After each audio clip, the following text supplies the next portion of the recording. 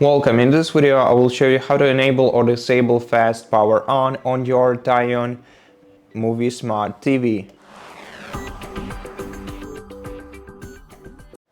From the home screen of your TV, navigate to the sidebar and go to Settings.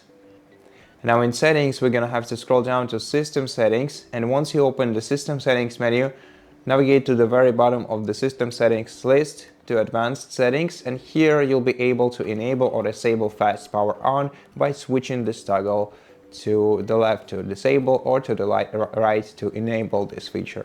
And that's how you do it. So thank you so much for watching this video. If you liked it, please consider subscribing to our channel, leave us a like and comment below, and I'll see you in the next one.